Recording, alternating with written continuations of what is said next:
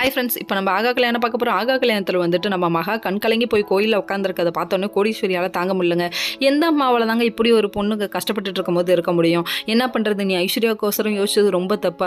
அவள் செல்ஃபிஷ், சுயநலவாதி. அவளுக்காக அவள் எந்த எல்லைக்கும் போவான்னு உனக்கே தெரியும்ல. அப்புறம் நீ ஏன் இப்படி பண்ணன்னு சொல்லிட்டு மகாக்கு அட்வைஸ் பண்ணுறாங்க. உண்மைதாம்மா, நான் தப்பு பண்ணியிருக்கக்கூடாது. நீ யார்கிட்ட வேணால் மறைச்சிருக்கலாம், நீ வந்துட்டு சூர்யாட்ட மறைச்சிருக்கக்கூடாதுன்னு சொல்லிட்டு நம்ம கோடீஸ்வரி அட்வைஸ் பண்ணுறாங்க. அது மட்டும் இல்லை, சூர்யா உன்னை லவ் பண்ணுறாருமா அப்படின்னு சொல்லிட்டாங்க. உன்னை அந்தளவுக்கு காதலிக்கிறாரு, அவர்கிட்ட போய் நீ இப்படி மறைச்சிட்டே மாட்டேங்கிறாங்க. உண்மைதாங்க, சூர்யா லவ் பண்ணவும் தான் சூர்யாவுக்கு இவ்வளோ கோவம் வருதுன்னு நினைக்கிறேன்.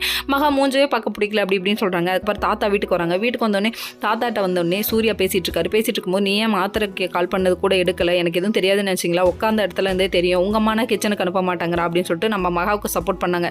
அது மட்டும் இல்லை, சாப்பிட மாட்டேன்னு உட்காந்துருக்க சூர்யா போய் இதை மகாட்ட சொல்ல மகா வந்து கன்வின்ஸ் பண்ணுறாங்க. தாத்தா என்கிட்ட போய் சொல்லிட்டீங்களா, சாப்பிடுங்கன்னு சொல்கிறாங்க. ஊருக்கே இப்படி ஓடி ஓடி வளைக்கிறியம்மா, உனக்கு யாருமா இருக்கா செஞ்சு கொடுக்கன்னு சொல்லிட்டு ஃபீல் பண்ணாதீங்க. இப்படி ஃபீல் பண்ணால் மட்டும் போதுமா, நம்ம சூர்யாவெல்லாம் தலையில் தட்டி வளர்க்கணும்னு சொல்லிட்டு அட்வைஸ் பண்ணிட்டாங்க. அதுக்கப்புறம் சூர்யா நன்றி சொல்கிறாங்க. எனக்குள்ளே எதுக்கு தேங்க்ஸ் சொல்கிறீங்க அப்படின்னு சொல்லிட்டாங்க. அப்பாடா, என் புருஷன் இப்படியே பேசிட்டான்னு சொல்லிட்டு மனசுக்குள்ளே அவ்வளோ ஒரு எண்ணம்.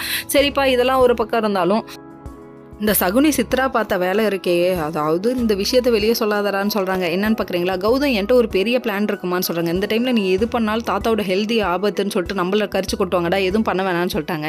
என்ன விஷயம்னு கேட்காம பட்டேமா. Okay friends, next